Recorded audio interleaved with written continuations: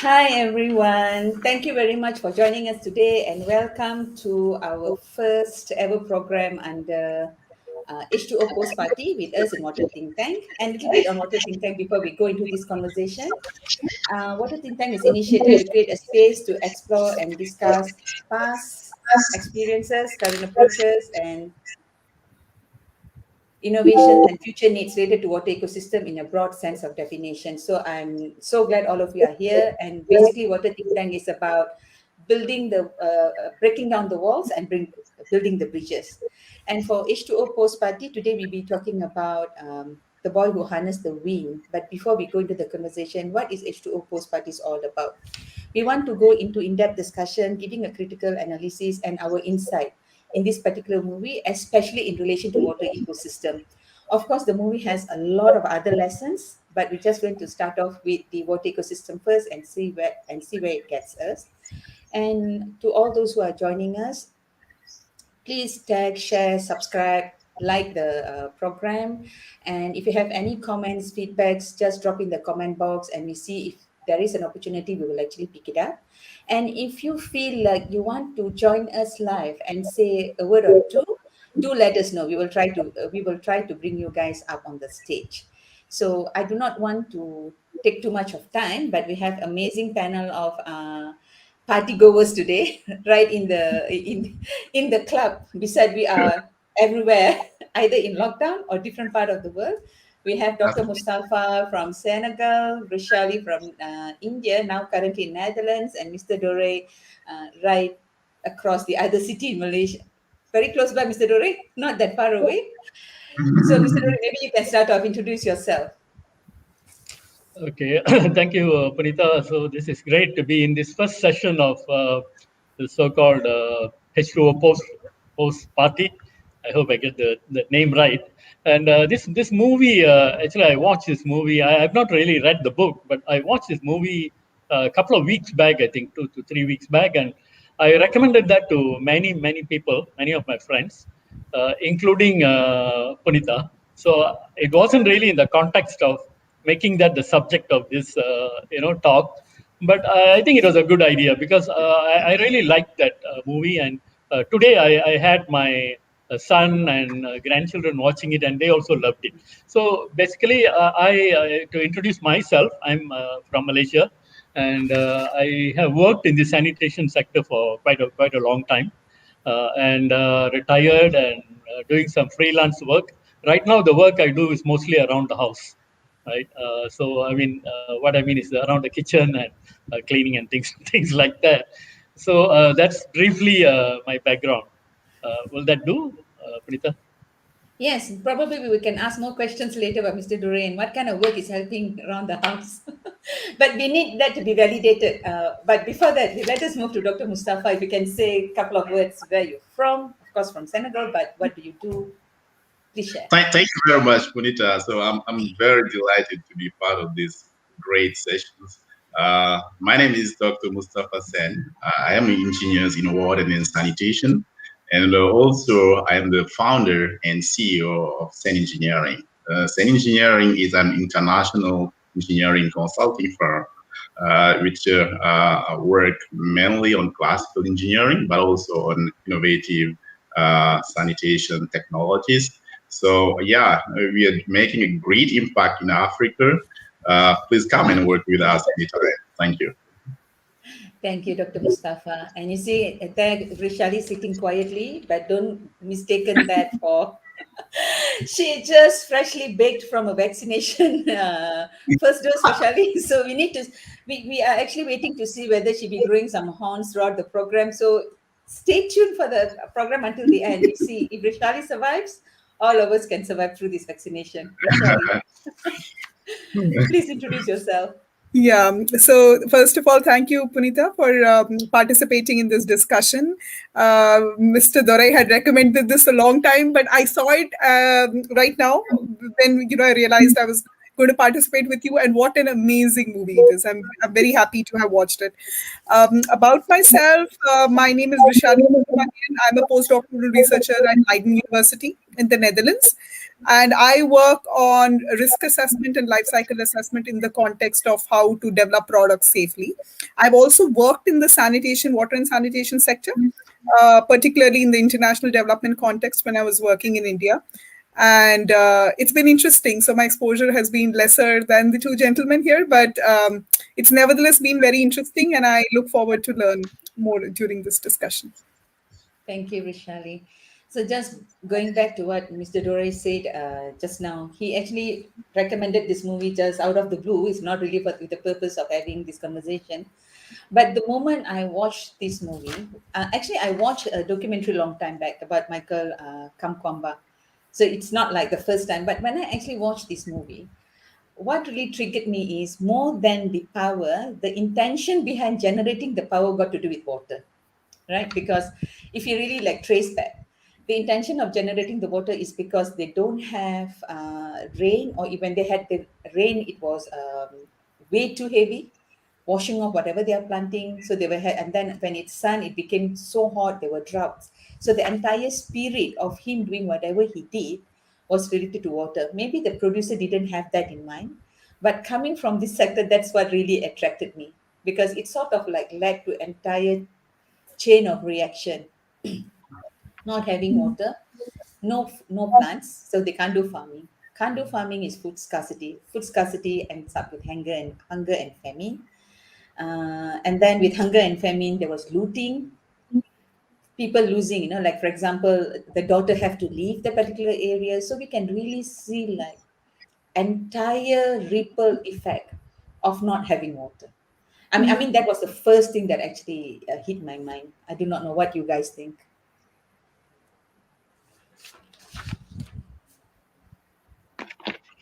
So, if I'll go first, the water angle is definitely very interesting. And also, it's very interesting from the perspective of the innovator, a young boy who is not really gone to science classes or just about started going to school, who is interested in, let's say, electronics, who has an engineer's mind, basically. Right? And he starts putting things together. This is a classic necessity is the mother of invention kind of thing, like you put. And given the circumstances he was in, he did not get dejected or depressed, but he really got more resourceful. And that was very interesting about his personality.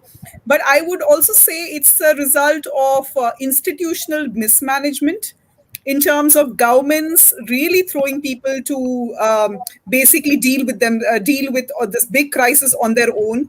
And also people were ultimately, the movie starts with giving a very good context of how people were pushed to the brink. Any extra money they could get from tobacco farming was gone because the estate came into the picture. Then, in terms of the flooding, followed by the famine and all of that, and the tree cover has disappeared. So, all the traditional knowledge that they might have had, that their forefathers managed these fields with, that they're losing. And they think maybe they can trust the government, but the government sold off the excess grain and really throws them in dire straits. So, yes, on one hand, it is about what and what motivates this young boy and how he has the spirit. But it's also a lesson to me, especially coming from the international development background, on how this kind of mismanagement could have really thrown people into such a crisis. Mm-mm. Mr. And Dore, Dr. basically Mustafa? also Yeah, thinking, if go ahead. somebody has to jump in, sorry to complete, but if Yes. an international development agency has to jump in, or if somebody has to jump in to help these people, where they could have come in. I understand right now that Malawi has developed a lot of these systems in place after that very bad experience, but yeah, I'm done. Mm. Oh, I think Yes, Mr. Dore. Yeah. yeah, Mr. Rai, yeah. Go ahead, Dr. Mustafa. Go Yeah, ahead. I think when I have a chance to look at this movie, I see it into two different angles. There are many things, many informations inside, but two different things. One is life, what we can learn from life, daily life in general, and also other part would be technical aspect, and then we will have a chance to discuss in details. I think the boy himself, what I like from him first is the capacity of allowing him to persuasion to allow his parents to ask him to get the bike It was not easy. You need to convince this capacity of making people to adopt what you want to do. I think this is not something you learn at school generally, and I think more students need to be driven in such way.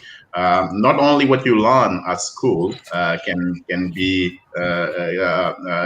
you can replicate in reality. The reality and school is quite different. And school give you the background, necessary background, and in the reality you have to adapt and make it happen. So I think this is one, and another one is humanity. In a certain point in this movie, people was leaving the village. So that means Malawi. He's living in Malawi. So the boy stay.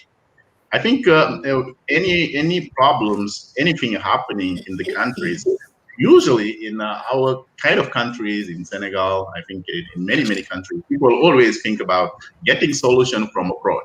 So, but how I think the solution is always nearby you, and you can get support from abroad, but always try to think that there is some piece of solution nearby and which can be sustainable. So I will first stop in these 2 points before we enter into details to the technical aspect of it. So related to water management and sustainability and recycling. So yeah, Punita, you have the floor. Thank you. I think we have to thank hear from Mr. Dore. Yeah. Yeah, yeah, thank you. So when I saw this movie, I had so many aspects, that were insights. One of the most powerful things that I saw here was how there's inequitable distribution of the resources. For example, here we had these big tobacco companies, and these tobacco companies had come in, and they were impacting this village in so many ways. They were extracting water, and you could see they were doing very well.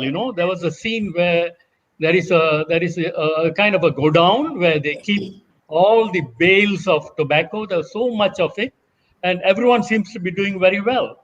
And while the villagers were struggling, with no water, and their crops were failing and things like that. And this kind of inequitable, arrangement that happens not just here, but I think it happens in many places. And we can actually think of other examples as well, where the small man is impacted. There was one statement during the meeting where these company people were trying to buy the trees, and the chief was saying that the only power we have is to say no. That's the only power they have, is to say no. And that you have to do it in a united way. And there the unity was broken, because uh, the people were really driven into a corner. They had no choice. They really had to sell the trees or starve. It was that kind of thing. So that is one aspect. The other aspect is the human aspect, which Dr. Mustafa brought up. I think I could see that in this adversity, that when it happened, when the famine hit, you could see that some people left, and some people went to one extreme, and they went looting. They were robbing people of food, you know. And there were also others who stood by the family, and they believed in the boy. And so there's two aspects of this where it is very difficult to stand by people who are in the minority. It's much easier to run away. So I think the human thing was brought out, which I think is very often happens when we are faced with an adverse situation. You find the people who take the easy way out, and they just have no confidence that things will improve, and they run away. Or like what Dr. Mustafa said, they look elsewhere for solutions. Whereas here they stuck, and they had confidence that we could do something. And this boy, who had these ideas, he might come up with something, and we might be safe. It was a long shot, but they stayed, and they won. And they won not just in that way, but I think they won in many ways, because as a group, that confidence has been built up, And I think they will now be able to face the next adversity in a much more stronger way. So I think these are the two aspects that I thought, I'll focus on, but maybe some others as well. Let's see how it goes. Yeah, but what I was thinking is really like, let's say we want to bring, if you imagine what happened in this particular setting, and then we want to try to apply it, whatever lessons we learn elsewhere, it almost seems like probably the ways when we actually sit and having discussion about governance issues or institutional arrangement, probably the way we are doing, we should reverse it. We really have to go to the ground rather than looking at the decision making without talking to the people who are really at the ground level. Because a lot of time when we have this conversation, it's always with top civil servants or service providers, not really on the people who are facing the problem to design a solution, you see. So that's what happened here, because it really looks like the institutional arrangement that was there was mismanaged. If I want to use Rishali's word, it was mismanaged. So really, without all that, probably they could have done better. They would have less problem.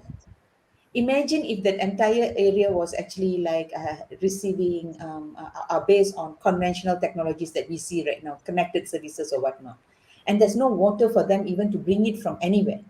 I think they would have been in a worse situation. So it really makes me feel, are we designing policies the right way if we are not going to the ground and seeing what actually happening?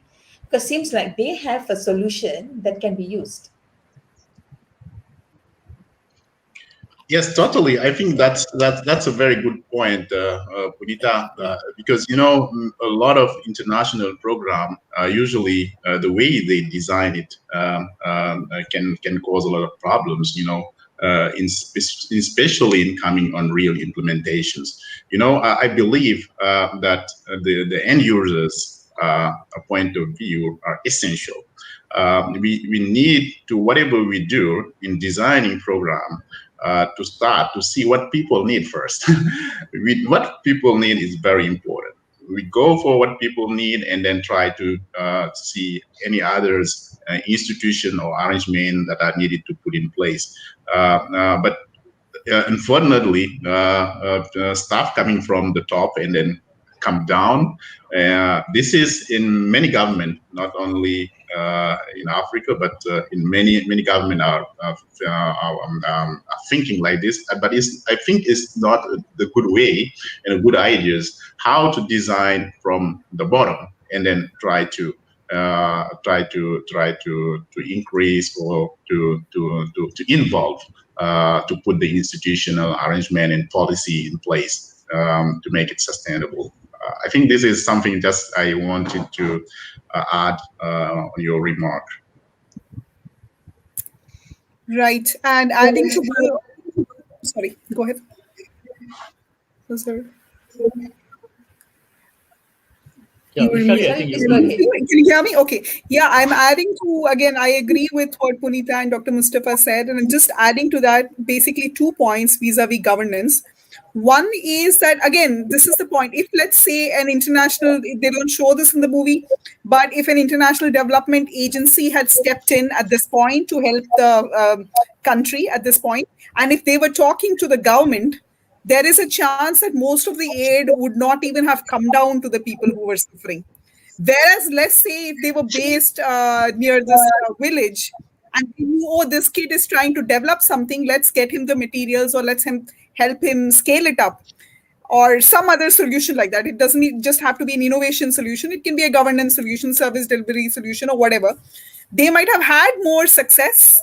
And but the point also is that how does an agency get access to this level? Typically, they have to go through a government. The government's intentions needs to be in place.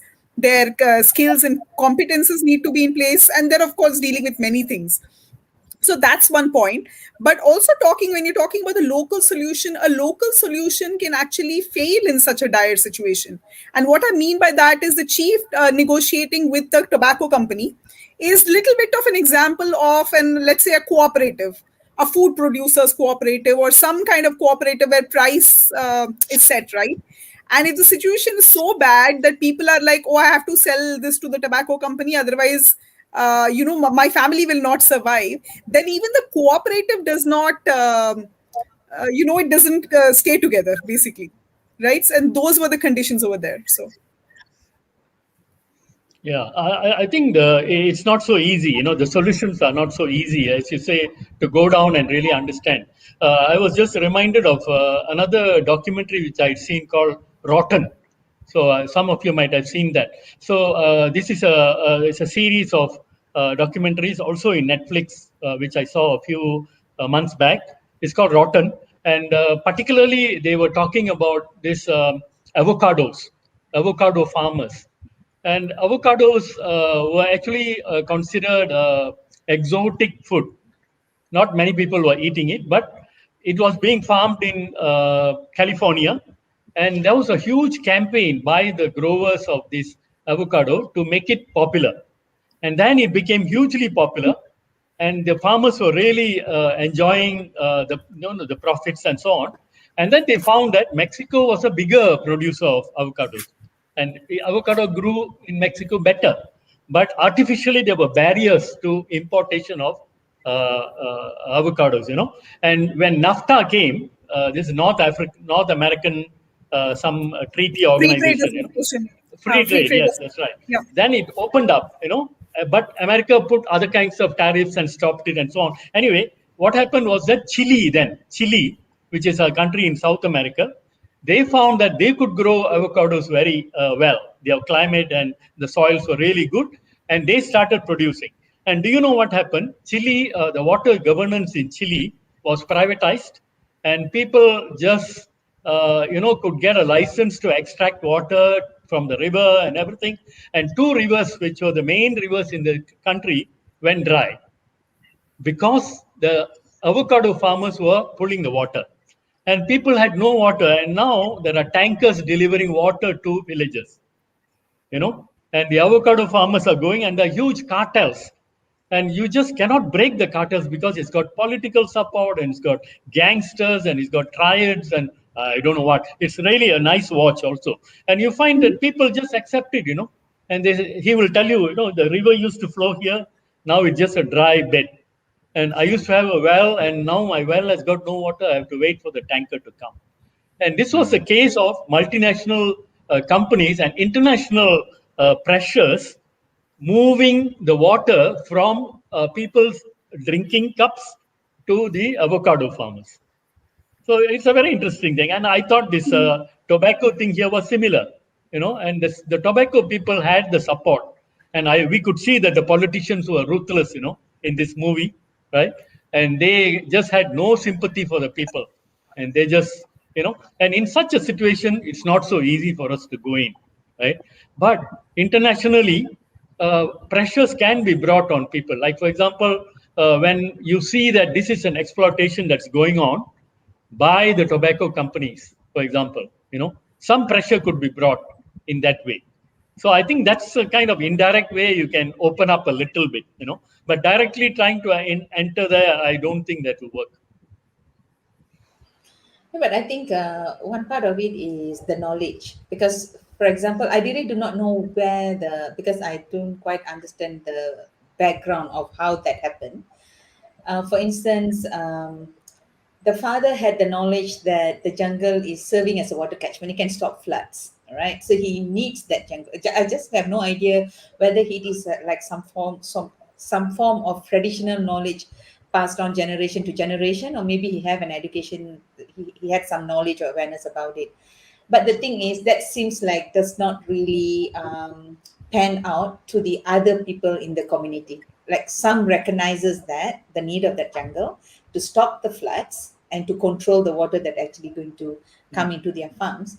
So that is another part of it, which I'm thinking that not specifically in this movie, but we have seen cases where the Aborigines or tribal people local to the land, born there, they seem to have wealth of knowledge that may not be associated to science, but it makes a lot of sense why those things are done.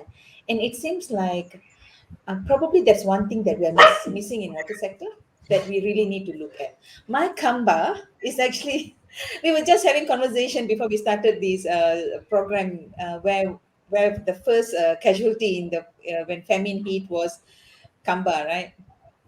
Michael's Kamkamba's William Kamkamba's died.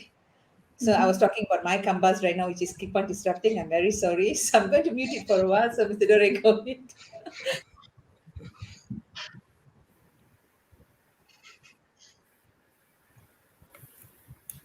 I'm sorry about that. So I guess Yeah. happens working from home.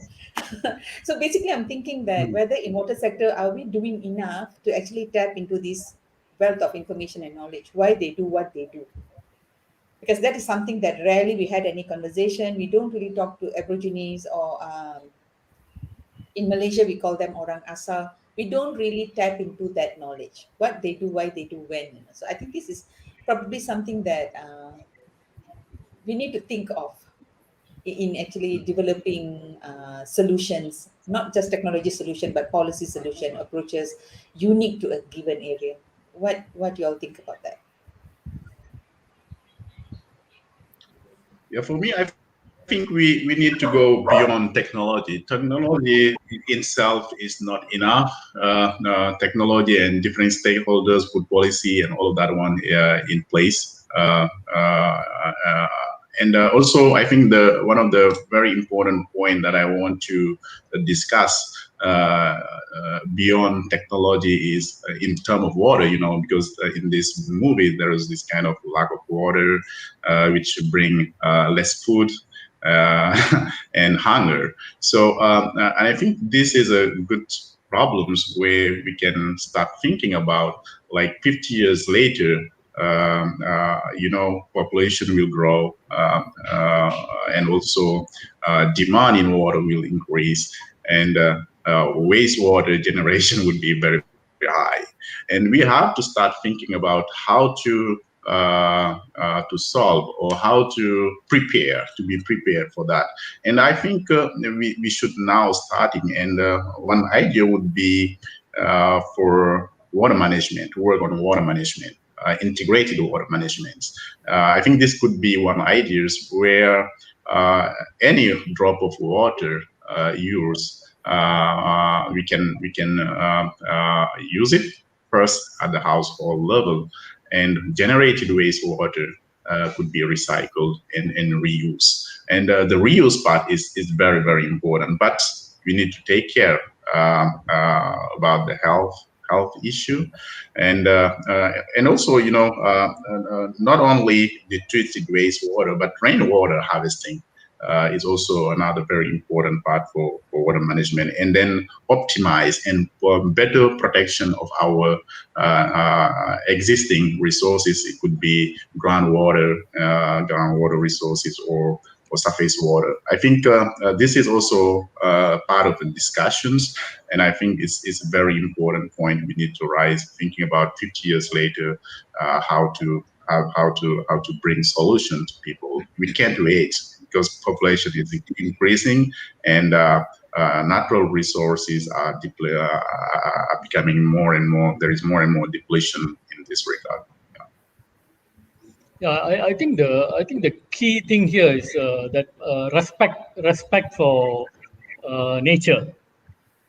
Because nature, you have the natural water cycle, which naturally is able to take care not just of human beings, but all of the ecosystem, all animals and plants and everything. And that's how it's designed to be. But the problem is when human beings come in, and they interfere with the water cycle in an unsustainable way. That's purely out of greed. It's purely out of greed, that you don't worry about the other people who are also dependent on that. And you then extract everything, like what I was mentioning. The entire river goes dry, or you discharge your industrial effluent or whatever back. And even at an individual level, I think when you litter, when you throw things, into the drains or onto the street, without thinking that I just want to keep my house clean, but anything outside is not my baby. So when you have that kind of attitude, then you don't have respect for the entire environment in which we all live. And if this is the kind of thing that if I consider even Malawi or any other country is also my backyard, and I need to do things not considering that I don't care what happens in Malawi or in other places, but I just worry about mine. Because we already see things happening now where we thought that last February, I thought that COVID was a China problem, you know, and I was planning a holiday in March last year, right? And then within a matter of weeks, it's all over the world. And today, it's like if you read the newspaper, it's every item of news is about that. So that's how things are happening. And in Malaysia, we are very familiar with what we call the haze problem. So because of cross-boundary pollution by people burning trees after the harvest, they burn the harvested the stalks and so on. That causes, because of the wind, it causes haze in other countries. So it becomes no longer an individual problem or even a national problem. It becomes a global problem. So I think we need to start thinking in that way. How can we do this in an equitable way and not just say, "Oh, I've solved my country and I'm okay," and I don't care about the rest. So that thinking has to start from every individual. It's not so easy, but I can already see like the younger generation is thinking more along those lines than our generation. So it's already happening. Maybe something we are doing right in the education system or somehow, but it's happening, and I think that's a good trend which we need to encourage and strengthen. Maybe. Yes, I think Yeah. I mean we can always take a little bit of credit for whatever the younger generation, especially, they seems to be more interested. I mean, I guess their version of profitability is not just dollar and cents, so they're looking beyond. And at the same time, like I think I resonate with what Mr. Dore is saying. This is more related to climate change, because the entire context, even in this movie, the whole thing was actually due to climate change issues, extreme weathers, either long drought or heavy rains. You see, that's how the whole thing started. So I think when we look at that, I mean, I do hope when viewers look at this, not just looking at the acting skill and the good-looking father of William Kwamba, but I think they really have to look beyond in that sense, where this is a situation that's happening in every single country. It's just that how extreme it is. That is the only question. That's the only question, because when even like in Malaysia, like what Mr. Dore is saying, every year at least once we will have very severe haze due to the wind patterns. So the forest fires are burning in another country, but then it get blown into certain directions. And then the weathers, like right now, we seems to be having super hot weathers, really warm, and then sometimes it gets raining and then flash floods. So we do have those kind of situations. So I really think what we're seeing in Malawi, there is a Malawi happening in every country. That is my biggest. I do hope people actually take that home. You see, not just looking at that. I mean, yes, it's a good eye candy, I want to say, to watch, and then emotional story, very inspirational as well. But what is the take-home lessons, right? Prishali was trying to say something, and she looks so tired after the vaccine. Vaccine. Prishali, you wanted to say something? Yes, sorry, I was getting, I think internet connection thing. I could not hear half of what you said. So It's if No you were okay. problem. saying It's okay. something Go to me, ahead. please say. No, because I thought you What? wanted to say something and you look so tired. I was worried you zoomed out after the vaccine. Not yet. No, but can you see the last part of what you said real quick? I No, think I what missed I'm that. saying, That's why I was okay, what I'm saying is literally what happened in Malawi is happening in every country. So it's like for people that. to sit and say, watch this and Google where's Malawi to find out it's stuck in a corner of Africa, to say that this is not going to happen to them. I really think Mr. Dore's analogy of COVID Yeah. really should it should So really wake yeah, everybody up. speaking. Yeah. Yeah. See, nothing is a not in my backyard problem anymore, especially with climate change. So we have this, flood versus, like you say, oh, this was a problem in the early 2000s in Malawi. We really cannot, because we will sooner or later, we are and we will face situations like this. So thinking about how to solve them together is definitely part of the picture. And also, but this, I wanted to speak to an earlier question that you said, which where you were saying that the government should take local knowledge about water into decision making. Now, first of all, these people have never been a stakeholder. Indigenous communities, they have never been a stakeholder. So there is a lack of interaction and also a lack of trust, and you really need to start engaging. And you can't really, if you, even if you suddenly go and ask these people, they will be like, maybe they're trying to snatch something from me, they're taking my livelihood, why should I tell them what I know, right? So they have to be convinced about the intentions of the government, for sure. And the other problem is, like, if you compare what the brother did, like Jeremiah sold his land to the tobacco company. It's also thinking about nature in a short term versus long term way. If you think about it in a long term way, you know that for this agriculture to survive, you have to have the trees. Otherwise, if you want to think about your family, and he calls the father of William, I'm thinking of Trivell, not smart, because if you think of it in a short term way, you will get rid of the land. Any smart person will do that. And I think that we are all faced with these kind of pressures and these kind of decisions in our life, right? Whether we save ourselves or we save the land which feeds us, because we think we can go somewhere else, right? So, but the point is, the problem is going to come everywhere.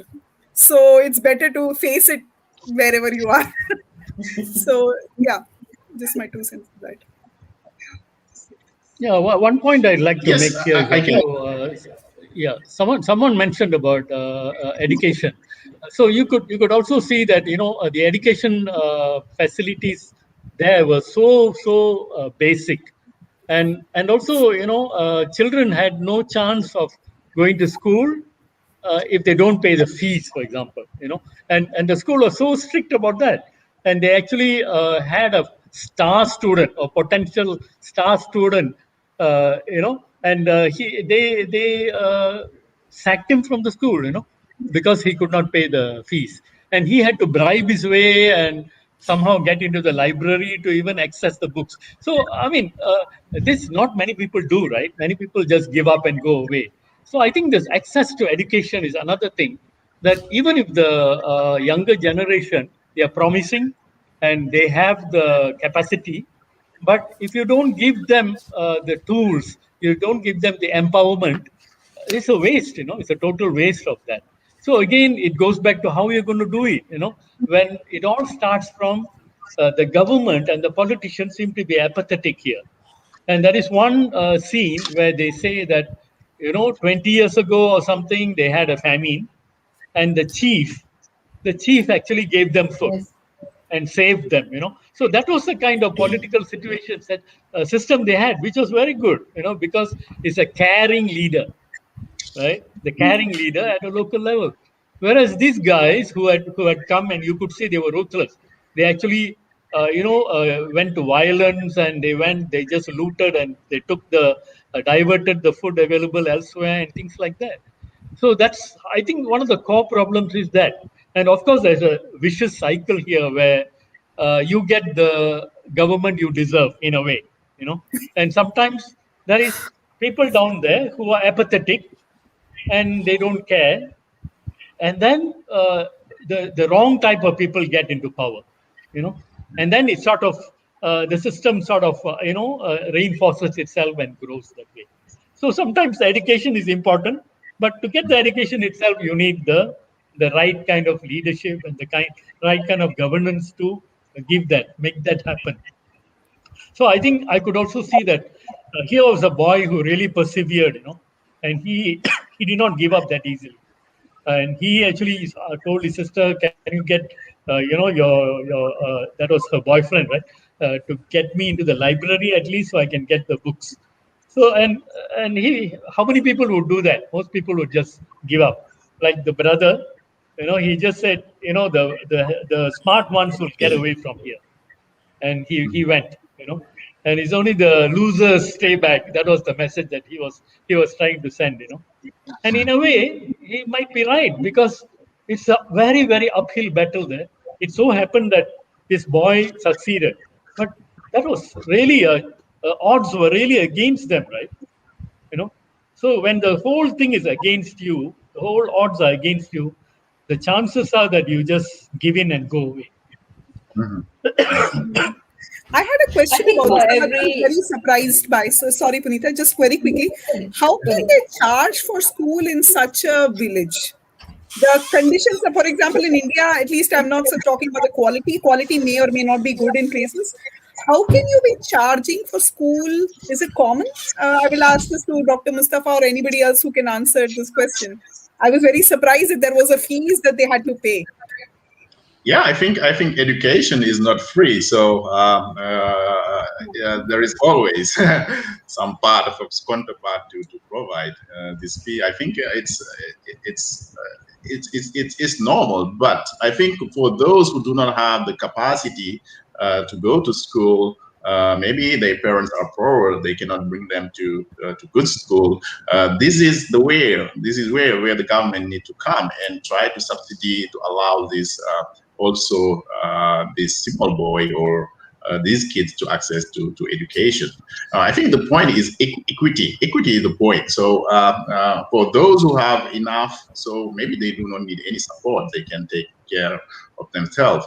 But those who do not, they definitely need to have some support from them. We need support from them and government. This is one of the rule of government to do that.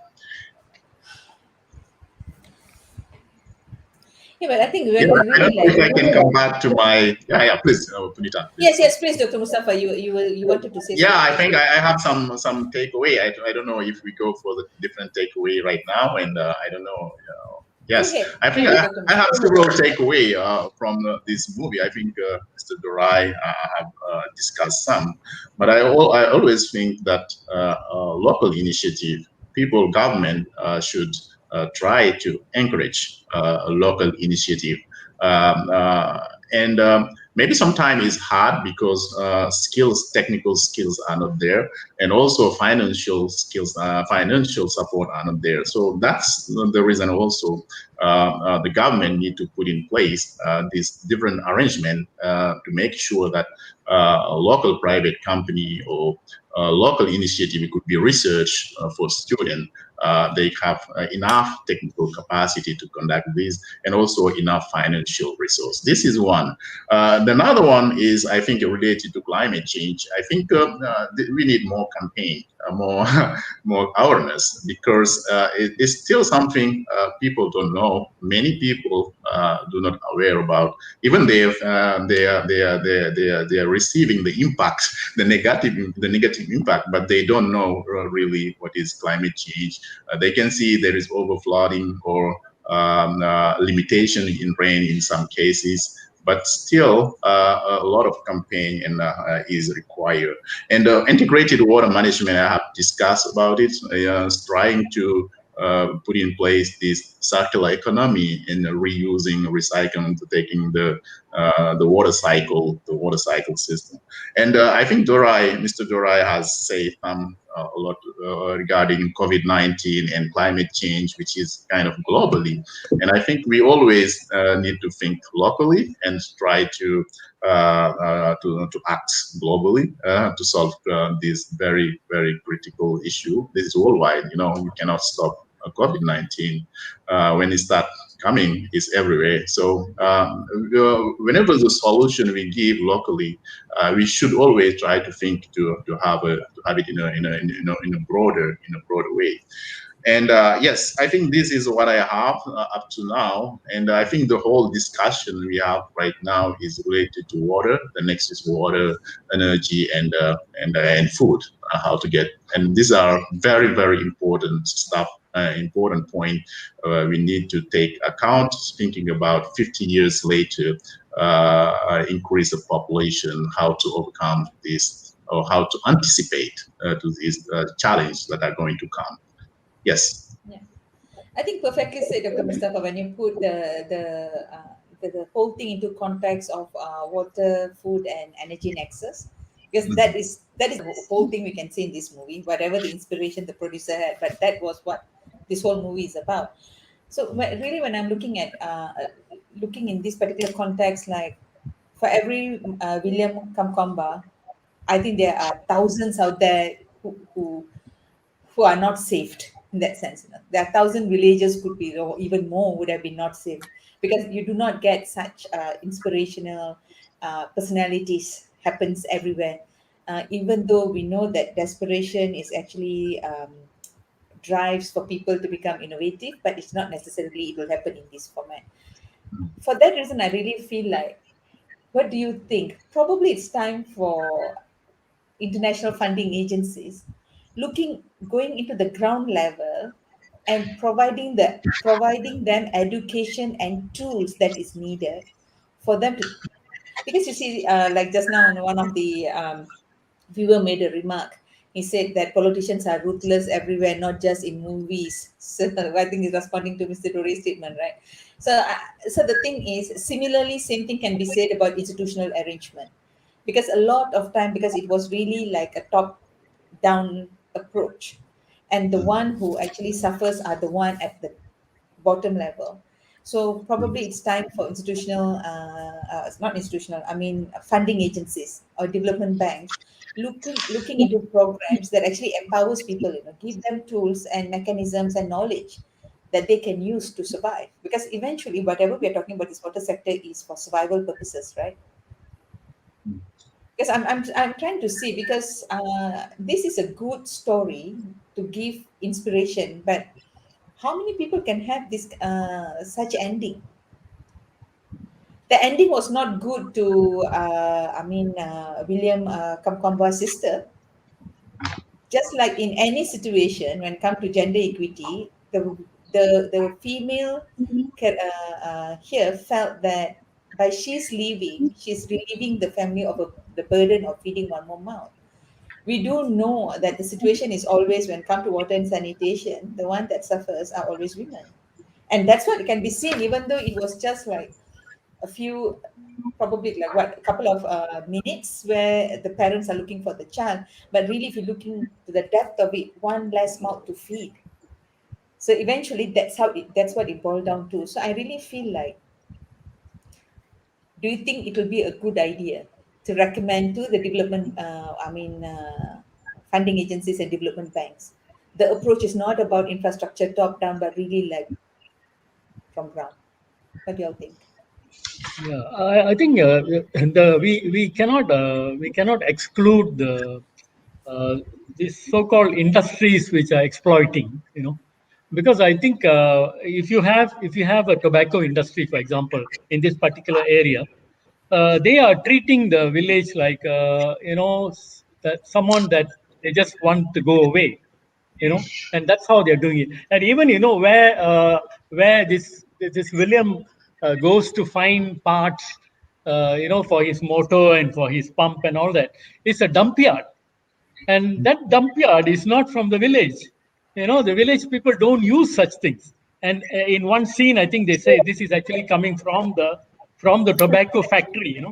And Yes. these people are using the village as a dumping ground, and that's how they treat the villagers. But supposing you had some kind of a system, it could be international pressure, it could be business pressure, it could be political if possible, to get the industries in that particular area to engage with the local people, and the local people must benefit from the presence of the industry there.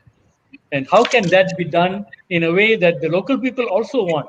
It's not like everyone, give up your land and come and work for me, So that's not the way that it should be done, right? But having said that, there's a lot of traditional way of doing things which may not be appropriate as time stage. This is an arid place. We could see that it's an arid place, and even without the tobacco farmers, they have been facing famines, they have been facing water shortages, and this happens anyway, right? It's a global phenomenon, and it happens everywhere. And climate change is not something that is new. It's been around for thousands of years. It's just that human beings are making it worse. and we can only address that part of it. What's happening naturally is something that we have to live with. So how can the industry now help the villagers to cope with even what they naturally were facing even before, rather than making it worse? I think that way. And I think I That's go back to my that the story of the rotten. There's another episode where they talk about cocoa planting, which comes from Ivory Coast and Ghana. And those people down there are practically slaves, They work for next to nothing. Whereas the traders in London and Belgium who are buying this cocoa and, selling it at top dollar, and they are Mhm. making the money. So at one point they say this is like a hourglass, There's a lot of people making the cocoa, planting the cocoa for next to nothing as slave, and there's a lot of people consuming that you and I, and there's this constricted small number who are really profiting from this whole thing, you know. But supposing there's awareness among people, listen, you are consuming tobacco, chocolates, which you think is a luxury and you really enjoy it, but here are people slaving away, and their livelihood is really, really down there. If some pressure could be created in that way, even for tobacco or any industry, and that could make a difference. Because then these people have the clout. They have the clout, and as consumers, we have some clout over them. If that can be You think? mobilized, then awareness. Until I watched this documentary, I had no clue, that Mhm. this was happening down there. For avocados, I used to enjoy, now when I eat the avocado, I realize somebody can't is going without water because I am eating an avocado here. So I think that's kind of awareness creation uh, could be also done and might make a little bit more of a change down there. Not so easy, but I think it can make a change. Yes, Yeah. I think I do agree with Mr. Dorai. This way, like the cocoa is one example. Oil industry is one example. I think mining also is also another example. Right. Especially Africa. Africa is really facing such a very bad issue. These international companies come and maybe when you take a look, they will benefit more, and then the population living around, they will they will not benefit anything from it. So I think this needs to be changed. I believe this is something government need to put in place. Not the top down approach cannot fix this. And I think best way for that one is to put in place this inclusive approach, where it could be anything, water supply or sanitation or water industry. We need first to put in place to put users first. And then we put policy and finance and technology and different regulations in place. I think these are key pillars that need to be put in place to introduce anything. They can come, yes, because they can, but we need to control. We need to have this policy. We need also to have these regulations, and also support local initiative. It could be research, providing research to students to allow them to get access to technologies and finance. So and also all of this need policy and regulation as well. But unfortunately, what's happening, so I kind of appreciate your points. Like, for example, with respect to the tobacco company, if the government is corrupt or the government is weak, you cannot have such mechanisms in place. And these enterprises, their paying customers are not the people in the village. They will listen to how their paying customers will kick them. And for that, there needs to be information or documentary or awareness. They will not care about what poor villagers will do about them. Do their life and what their concerns are. The other point is, first of all, a tobacco industry should not have been put in this village if tobacco was a form of subsistence farming, because this is something they grew on the side. So they're already poor people. The government should not put a tobacco industry there. If it is there, they should not be cutting trees. I mean, there should be all these kind of regulations in place to make them responsible. But if the government is corrupt or weak, there it just fails there, unfortunately. And some countries in the world are in this condition. So Yeah. that's Yeah, I part of think it. another thing is, yes, you're right. another part is what I feel. Okay, I mean, of course, in this situation, the government could be corrupt or not strong enough to stand up and put their foot down on what need to be done or need not.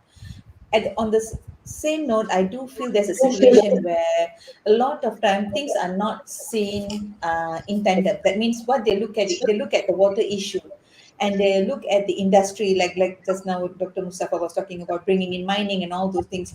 They look. I mean, the way the industries or the development plan that is being put in place is normally act in silo. It's not Sorry. really looking at what are the impact and repercussions that actually happens if that is not done properly. So I think this is another part of it. So lack of recognizing how important data is and why the data need to be collected and using it properly. I think that is one key component.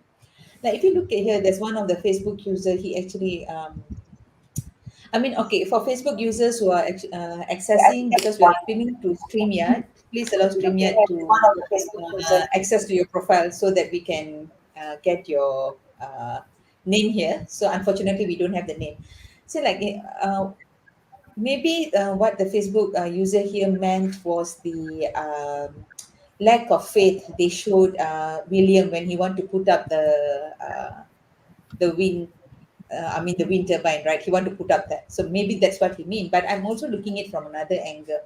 Like right now, if you want to go and tell the government or policymakers or funding agencies, the approach that we are looking at to change water and sanitation infrastructure in countries need to be relooked. The approach shouldn't be like how it's being done now. Just I mean, a bunch of top uh, top tier people coming and sitting down and deciding what they need for the entire country. They really have to make the decision from grass. I mean, it's really have to from both ways, I would say. So, but imagine if we actually throw this idea, what would be the take up by these policymakers? Would they listen?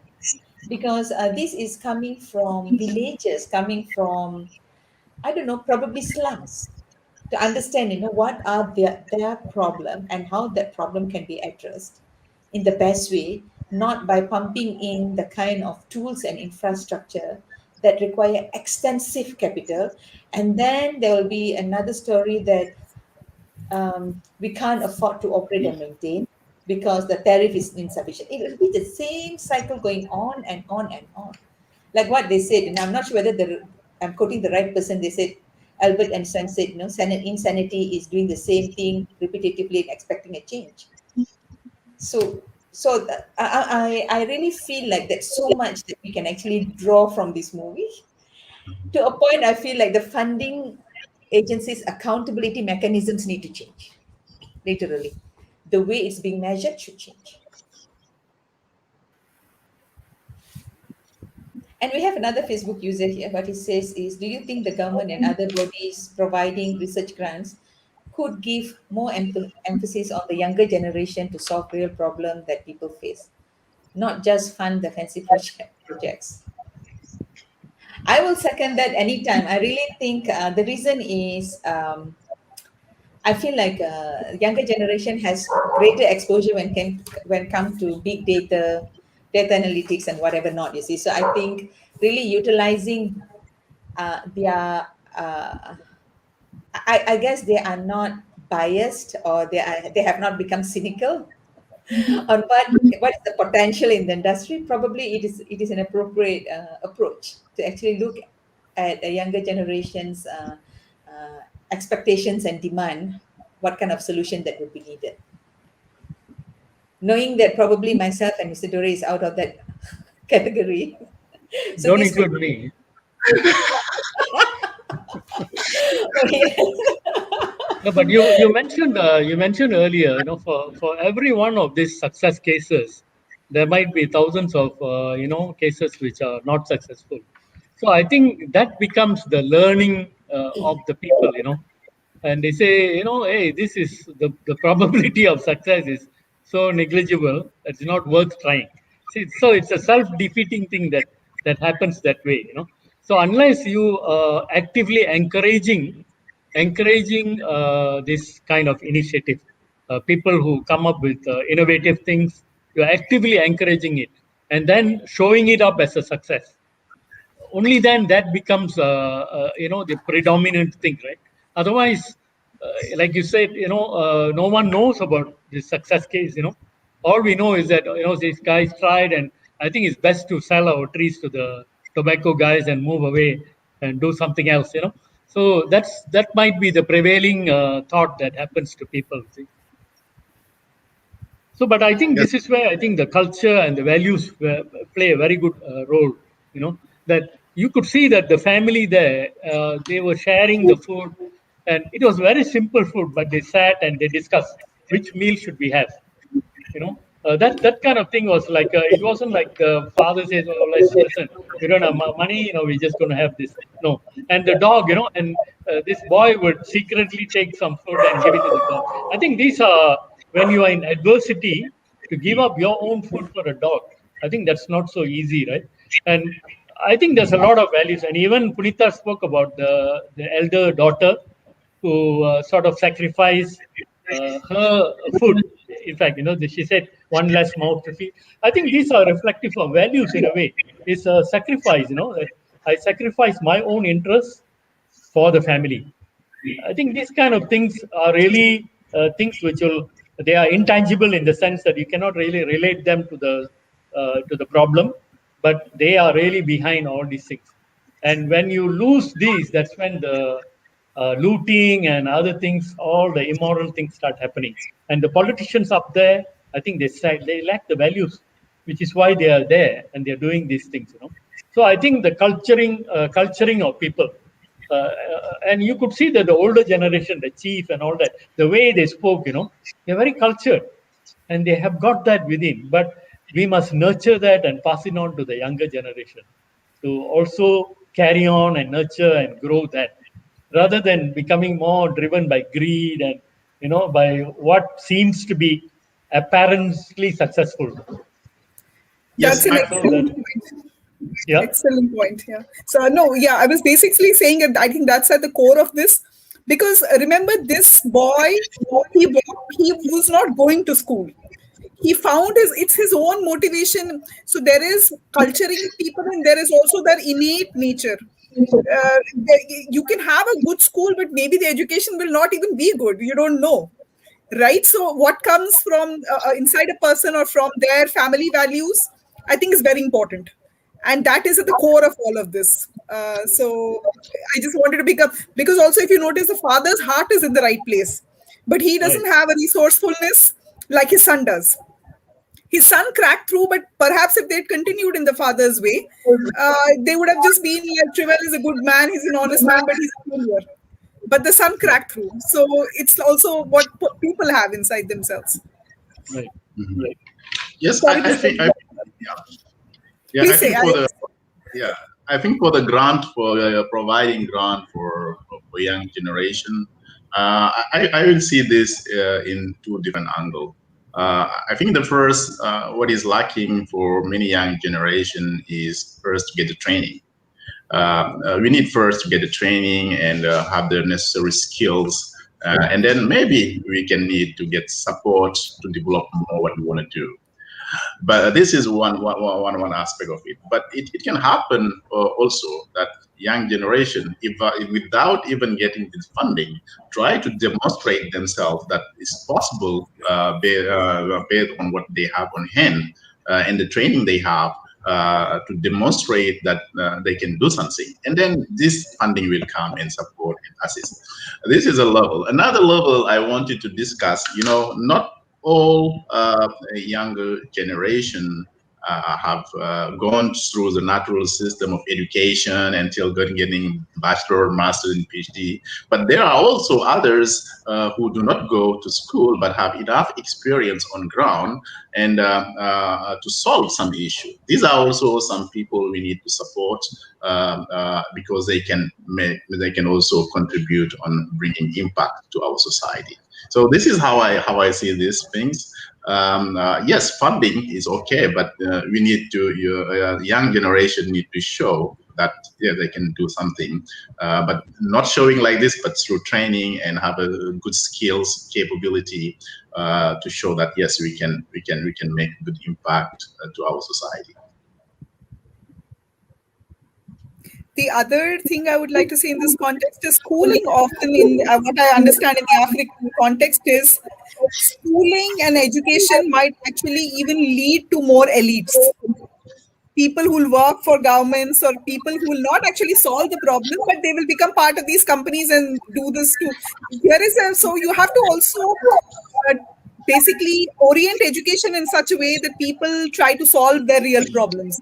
If they're motivated by that, if education is structured like that, then there is a chance that you look at what is around you rather than trying to become an elite who does not have as many problems as he has before.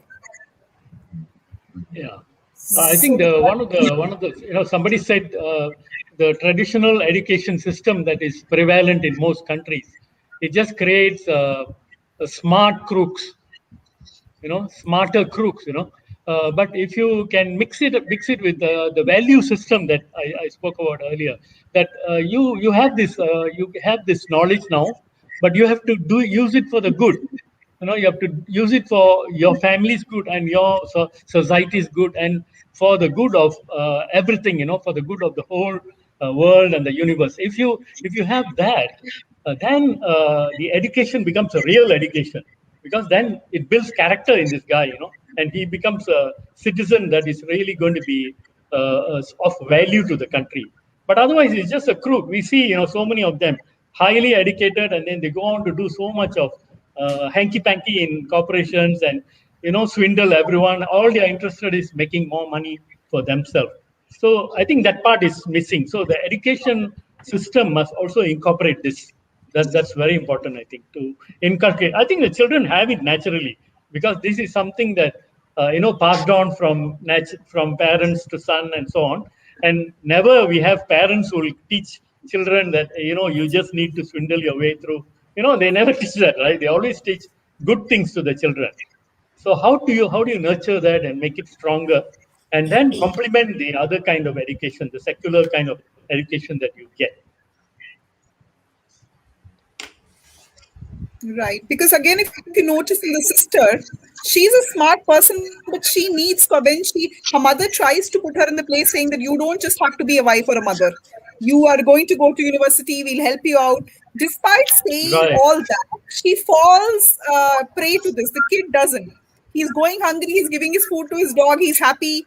It's not like he's doing better, but she needed some kind of constant support and not, because some people need to be protected that way or oriented that way. Some people just have it in them. So I think it has to be about that kind of strengthening or consolidation, that everybody feels okay to do the right thing and to face their situation and make progress. Yeah, strengthen their self confidence, which is already within Yes. them, and Yes. towards the right directions. Right. So I'm listening to all these. I'm really thinking that, okay, of course, there's one is a formal education, where going through the school system and whatever. Not another one is informal. People like William Kamkwamba, he don't really need formal education actually, because he did whatever he need to do even without a formal education, right? Maybe with some basic education, because definitely they need to be able to read and do some research. And then another part earlier, Dr. Mustafa was sharing something about these on the grant for the younger people. Imagine if we can create a financial accountability system that actually measures specific outcomes like this. Like it's not about what kind of water or sanitation infrastructure you put in place, but what is expected from these water and sanitation services. And grants are given directly to grantees who can do that, bypassing um, bypassing the need to provide 100 200 million dollars worth of grant to put up a system, but really, for people to actually innovate and providing specific. You see, what I'm thinking is, uh, of course, when we go to the international platform, we will talk about having a treatment plant serving a huge city, right? Big, fantastic. But how many people does it actually touch? And whether it's touching the right group. So let's say we're talking about finding a specific solution for a village in some hidden place, and someone can actually come up with a solution, tailor made specifically for a problem, and they are given that grant, it makes sense to me, because whatever they will do is something that that particular community will be able. Of course, this does not mean changing the whole landscape, because there are a lot of areas, especially urban areas, where will require this big infrastructure, the very traditional way of doing things, or conventional way of doing conventional solutions. But when we're talking about trying to reach out all these areas outside urban areas or outside a proper urban settlement, I think the approach really should change, because I think right now the approach remains the same throughout. The standard approach remains the same throughout. We have people sitting in capital cities making decision for rural problems that they don't even know what exactly it is. So they are bringing urban solution to rural areas and giving that as, this is the answer for you. So the beauty about this case is that didn't happen. The beauty in this particular story is someone there created a specific solution that they need, which is addressing food scarcity and bringing that again to that food, water, and energy nexus. So I mean, there's of course we have I mean, plenty to dissect really, but I'm really thinking that if we can bring one thing home, maybe as a last word before we end the session, probably from each one of you, what would you suggest, or what changes that you think, or reform you think that can be recommended from this particular, I mean, that you can take away from this movie? Maybe we go with Dr. Mustafa first. Yes, I think again, one of my takeaway is to change the approach, not top and down approach, kind of inclusive approach. This is very very important, and whatever the solution we're going to provide, it could be for water and sanitation. Always bear in mind that there are five pillar which are very important. Users first, because everything we do is for users, and then we can put about around the policy, try to get finance and regulation, and technology will come at the last, because others are much more very difficult. Because we can control technology, we can build something. So I think these are very very important when we talk about water, when we talk about sanitation, and any other topic, including energy. Always think about these five pillar: users, policy, regulations, finance, and technology.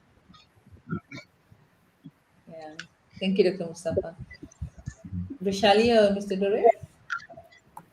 Okay, lots has been said, but I think one of the main things I'd say is at the current situation as depicted in this movie, where governments are also weak, I think all stakeholders have to play a responsible part. It's the governments, it's the local leadership as represented by the village chief, and also a tobacco company that's called to step in and be a part of that, right? So it's not just a government problem. It should be a responsible management and responsible innovation with some proper laws and rules and policies put in place. And the conversation has to start because you cannot mistrust each other. You have to move forward together. I think the rest has been said by everybody. So that's my point. Yes. Thanks, Vishali. Mr. Dore? Yeah, I think that conversation and that engagement of the people on the ground, that's really crucial. But again, there must be an informed consultation. That's what I always say. If you go down to a village of people who are totally ignorant and you consult them, they will agree to anything because they don't know A from B. So I think that kind of awareness creation must come first, and then they make an informed choice that yes, this is what I want. That's one aspect. And the second thing, just to take up what Punita was talking about, let's say talking about a solution, like for example in this particular case, what is the appropriate thing for them? So we don't transplant something from New York or London or Tokyo and say, oh, this is what we want in Kuala Lumpur or in Dakar or wherever. So I think we have to see how can we contextualize this for this particular thing. This is a village, it's a small town, and this is what is most appropriate for them for today.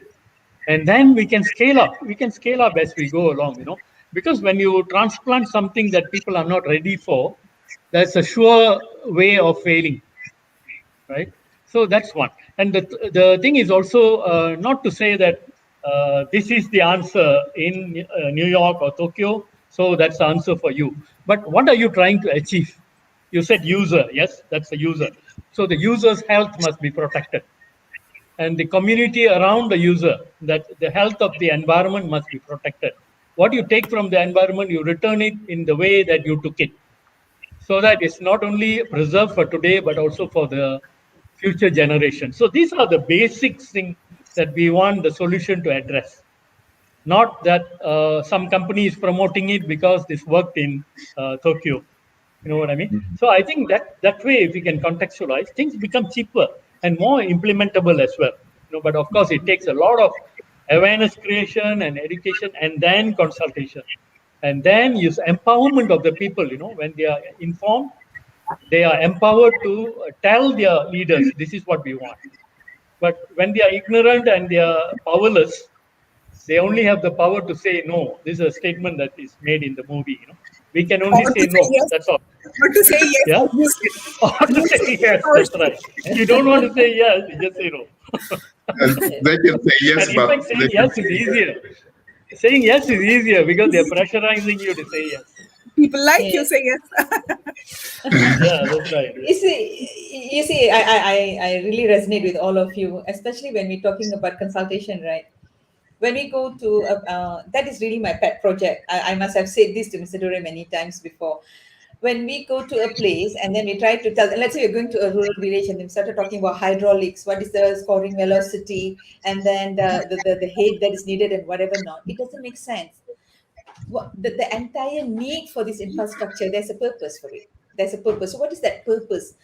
the I find in this particular, so what is so endearing in this situation is the person who's having the problem created a solution specifically for that. So it makes total sense. Imagine otherwise you'll have a membrane system sitting there, God knows doing what, you see. So if the solution is plug and play, taking something from somewhere where it worked and then you just plug and play it here, you don't have happen.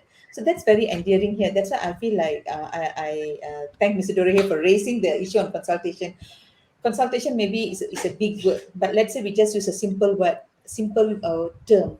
Having a conversation with a group of people, asking them what is your problem, will be a very much better way in finding a solution for them, rather than putting up like a catchment plan or integrated river management system, or all those kind of huge things that probably they will say yes, I agree. So I mean, that is a fantastic way to wrap up this program. So I really hope that the viewers um, probably agreed, disagreed, whatever it is, please share your comments. You can still get this particular session on Facebook and YouTube. We will appreciate the comments and we will see if some of it requires feedback. We'll try to give feedback. Not everything is within our expertise. For example, specifically talking about education system and what not is not really our expertise, because we all of us are from water and sanitation sector. But as a global citizen, we do have interest definitely when come to gender related matter, human rights matter, animal rights, okay, matter. So we have a lot of interest in all that, without a doubt. So that comes more from a personal angle, not really from professional angle. So we do hope you have enjoyed. And with that, thank you very much for joining us, and do join us for next programs that we're going to have laid out for you. We will actually post it on our Facebook. Thank you very much. Good night, everyone. Thank you. Thank you very much. It's been a thank you pleasure. very Thank much. you. Thank you. Thank Bye. you.